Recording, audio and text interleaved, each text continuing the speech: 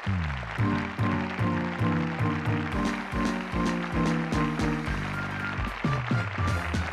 and welcome to Movers and Shakers. अरे India world cup लाने world cup लेकर आओ, वर्ल्ड कप। बस करो, shut up। World cup, world cup, world cup, मेरे तो कान पक गए ये वर्ल्ड कप सुनकर। वैसे ये वर्ल्ड कप का बुखार बहुत पुराना है। हमने तो सुना है इस पर एक फिल्म भी बन चुकी है, कब, क्यों और कहां। आगे चलकर बहुत सारे इंडियंस भी ये सवाल पूछेंगे, कब, क्यों और कहां। Where the hell is the cup? वैसे देखा जाए तो क्रिकेट पे टाइम भी बहुत वेस्ट होता है और खास इंग्लैंड जाना पड़ता है कप के लिए। क्या हमारे अपने देश में कप नहीं है? इतनी सारी प्लेट्स हैं तो कप्स भी होंगे। इसलिए ये बुखार उतारने के लिए हमने सोचा कि अगर हमारी टीम हार भी जाए तो भी हम उन्हें एक स्पेशल कप देंगे।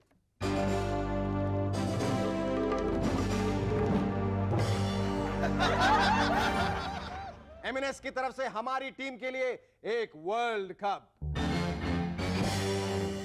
Well, someone has to lose. वैसे देखा जाए तो ये मल्टीपर्पस कप है। देखिए ना, दिन में सकू भाई इसमें कपड़े धो सकती है, दोपहर में बच्चे नहा सकते हैं और रात को जरा सा चमकाया और शोकेस में रख दिया। Our guests tonight are Ace Architect Hafiz Contractor and baby Sana. But before that, give a large round of applause to Sharuki and the Rubber Band.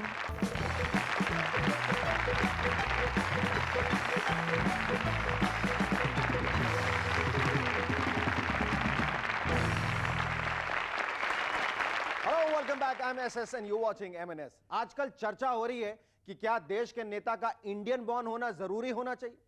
भाई हम तो पॉलिटिक्स में एक्सपर्ट नहीं, मगर एक फायदा जरूर है इंडियन बॉर्न नेता इलेक्ट करने का। घपलों का पैसा इसी देश में रहेगा, ज्यादा से ज्यादा स्विट्जरलैंड तक जाएगा। But that's okay. हमने सुना है कि हमारे नेताओं का स्विट्जरलैंड आना जाना इतना कॉमन हो गया है कि स्विस एयर फ्लाइट्स पे उन्हें स्पेशल डिस्काउंट्स मिलने लगे। ओह, फिर तो अब हमारे देश का खर्चा बहुत कम हो जाएगा। पिछले दिनों जब इंडिया जिम्बाब्वे से हारी तो चेन्नई के मिस्टर कमाची ने डिप्रेशन में आकर अपनी दाढ़ी और मूछें दोनों मुड़वा दी।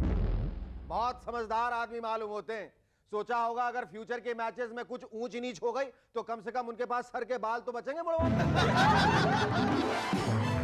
जेनेटिक इंजीनियरिंग से अब साइंटिस्ट बना रहे हैं इतने बड़े बड़े टमाटर और ज्यादा मीठे फ्रूट्स। हमारे एमएनएस के साइंटिस्ट ने भी काफी एक्सपेरिमेंट्स किए हैं। आइए मिलते हैं उनमें से एक से ज्यादा मालूमात के लिए। क्या बात है साइंटिस्ट जी महाराज, आपका चेहरा इतना डिप्रेस्ड, आप इतने हार्ड प्रेस्ड और आपके बाल इतने सप्रेस्ड क्यों दिखाई दे रहे हैं? Shekhar ji, experiments are on, मजा नहीं आ रहा है। क्यों? अरे क्या करें, पहले हमने सुखराम जी और नरसिम्हा राव जी के डिजाइन पर छोटे छोटे लड़के टेस्ट ट्यूब में पैदा किए। कि आई टेल यू, प्रॉब्लम हो गई। अच्छा, लाइक व्हाट? सुखराम का मॉडल थोड़ा बड़ा हुआ तो पॉकेट मनी मांगने लगा, 3 करोड़ रुपए पर वीक। नरसिम्हा राव जी का मॉडल कहने लगा, मैं तो स्कूल में छोटा बैग लेकर नहीं जाऊंगा, पूरा सूटकेस लेकर जाऊंगा। I tell you, it was becoming increasingly difficult. अच्छा साइंटिस्ट जी,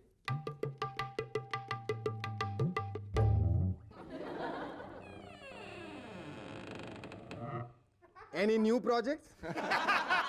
अब हम कोशिश कर रहे हैं कि टेस्ट ट्यूब में एक ईमानदार पॉलिटिशियन बनाए, पर for that we need at least one honest politician to start the experiment. Scientist ji बहुत मुश्किल काम है, भूल जाइए और कोई दूसरा प्रोफेशन अपनाइए। Anyway, thank you so much for coming. TV companies की तरह अब हमारा सब्जी वाला भी स्पेशल वर्ल्ड कप ऑफर्स देने लगा।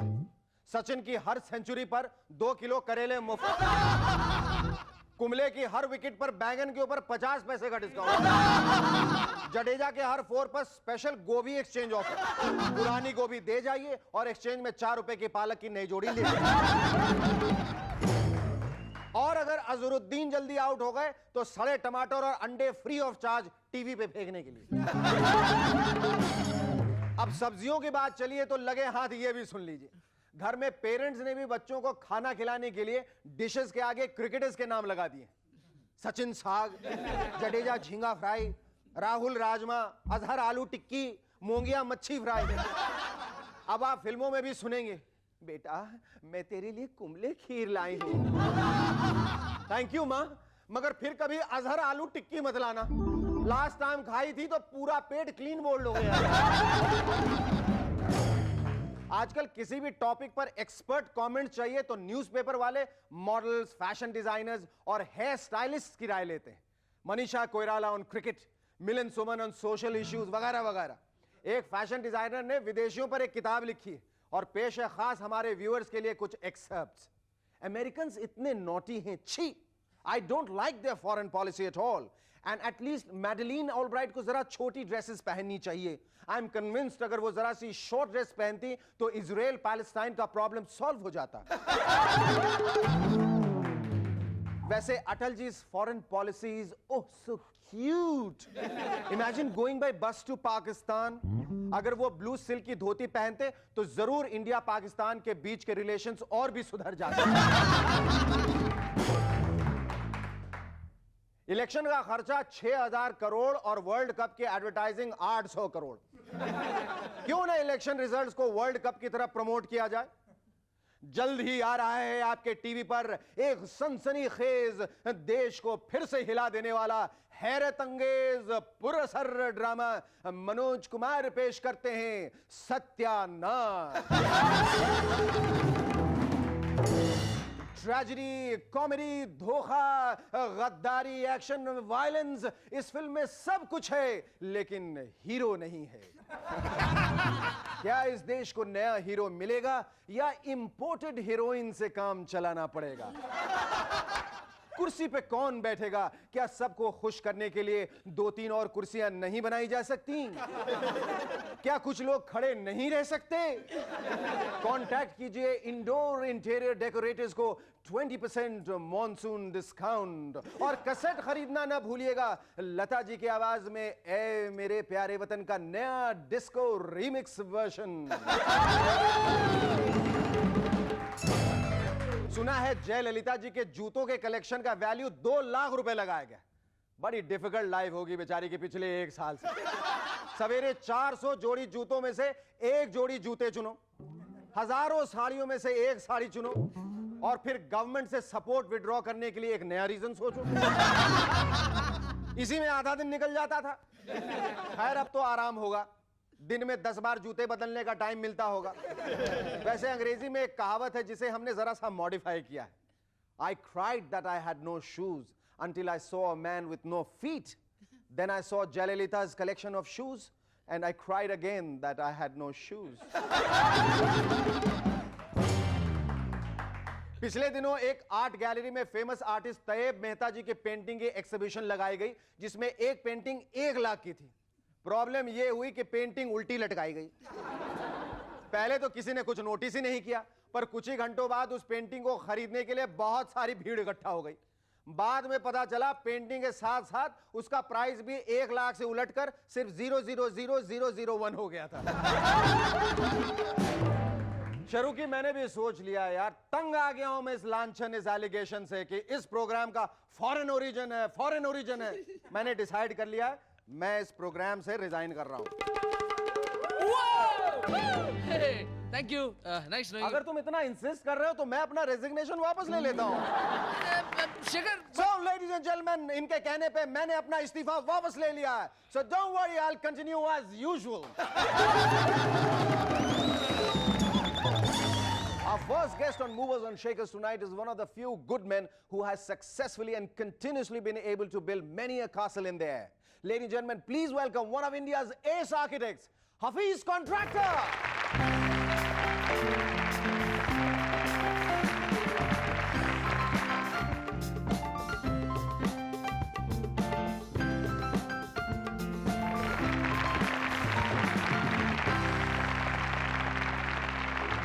Hafiz, it's a great privilege to have you on the show. Thank you very much. Thank you for inviting me.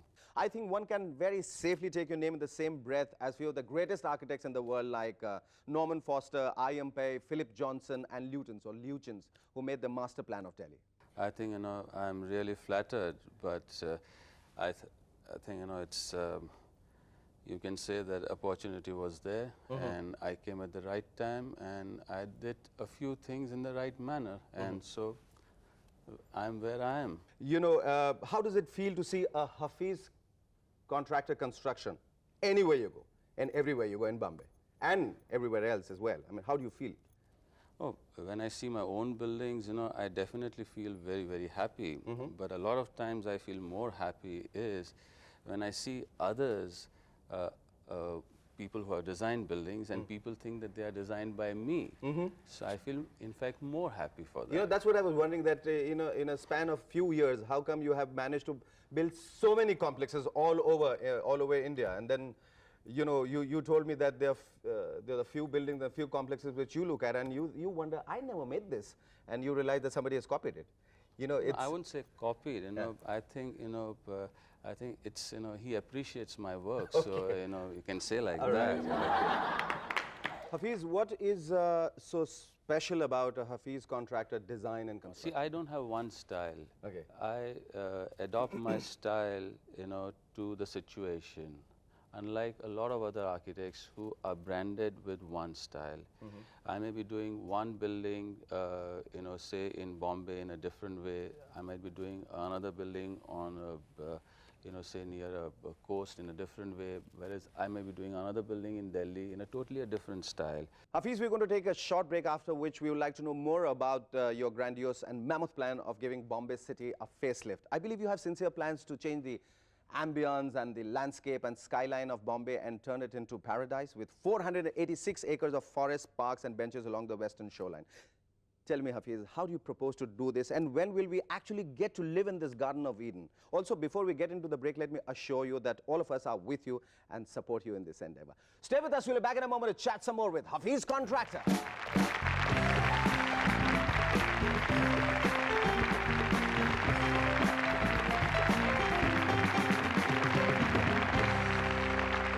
Hello and welcome back to MNS once again. Hafiz, we were talking about your grandiose and mammoth plans of greening and beautifying Bombay. You know, all of us feel that the potbelly of an average Bombayite is increasing by the moment, and that's because of the concretization of Bombay. अभी थोड़ी दिन पहले मैं एक film देख रहा था जिसमें एक इश्तिहार था बॉम्बे डाइंग और उसमें हीरो आके बॉम्बे डाइंग के बीच में इज लगा देता है. So it read Bombay is dying. Is it true, Hafiz? Is Bombay dying? See, today, okay, if you let anything happen the way, and if you don't take care of it, today you don't take care of yourself, okay? Very soon, your health will start dying. So same is the case with Bombay, we are building buildings after buildings, somebody's taking care of water, somebody's taking care of everything, okay? But there's something, which nobody's taking care of, and that's the ambience. I know. Okay. And, the environment is the key thing. And we have to take care of that. So what I have given a plan to the government, okay, and the government, fortunately has liked it very much. It'll improve the pollution, it'll bring down the pollution level, it'll improve the microclimate, it'll improve the way people look at Bombay, like say Priyadarshini Park, okay, the Joggers Park, and the PWD Park at Colaba. Now these are live examples in front of us, okay, and if those things, have been so well accepted. Now this will be, 40 times more than that. What an impact it will give to Bombay city. Let's clap for him loudly for this. It's such a noble cause he's taken up. And nobody has thought of it. We keep talking about Bombay all the time, but nobody has done a damn about it. And here's a man who has come up with such a beautiful plan to, I think you should ask for support from all the people. No, you have everyone's support. I think it doesn't just need support, it needs encouragement, it needs attention, and you got it all. The trouble is that, 1,000 people, lakhs of people support it, but they don't speak. Do you want a beautiful Bombay? Yeah, yes, everybody should says speak yes. about it. I think we have lots of people who are watching the show who would support Very good. Hafiz contractor, and he, you know, you're going to talk about it, hear about it all the time now. But tell me, on one hand, we are talking about beautifying the city, Yeah. making it more very pretty looking Bombay. On the other hand, we have this a plethora of buildings just coming up at random, indiscriminately. So how do you envisage Bombay, say, 10 years from now? See, development has to take place. Yes. Okay, you can't say that development, but the development has to take place with and in the right direction. Okay, you have to progress. You can't say that you cannot progress. Like the recent, flyovers. Flyovers have to come. Okay, it would be nice. You can't say that you don't do this. But how? In what way? Okay, so everything has to be balanced. There has to be a balanced development. Definitely. Hafiz, I think all of us here are very grateful to you, indebted to you for thinking of such a plan. I think even our kids and the next generation to come after that going to owe it all to you, Hafiz. Thank you, Hafiz. It was wonderful talking to you. Our second guest on M&S tonight is a cute, adorable and extremely confident little girl who has done both films and adverts. Ladies and gentlemen, please welcome baby Sana.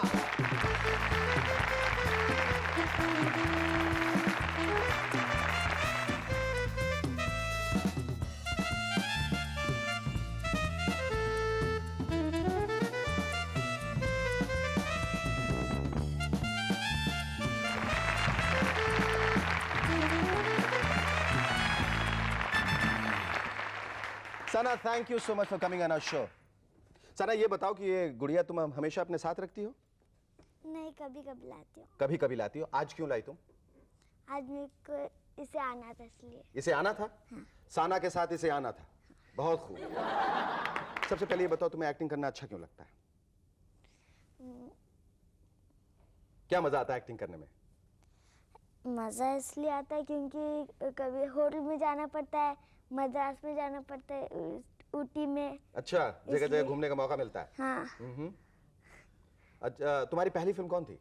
चाची 420। चाची 420 का title role तुमने जरूर किया होगा। नहीं। नहीं? किसने किया था? मालूम नहीं। तो किस किस के साथ तुमने काम किया? कौन कौन से एक्टर्स थे जिनके साथ तुमने काम किया और तुम्हें अच्छा लगा? कमल हसन, तब्बू, शाहरुख खान, जूही। अच्छा, हम लोग एक छोटा सा ब्रेक लेंगे, उसके बाद हमें ये बताना कि तुम्हें शाहरुख अंकल के साथ और जूही आंटी के साथ काम करके कैसा लगा। Okay, stay with us, we'll be back in a moment to chat some more with Sana.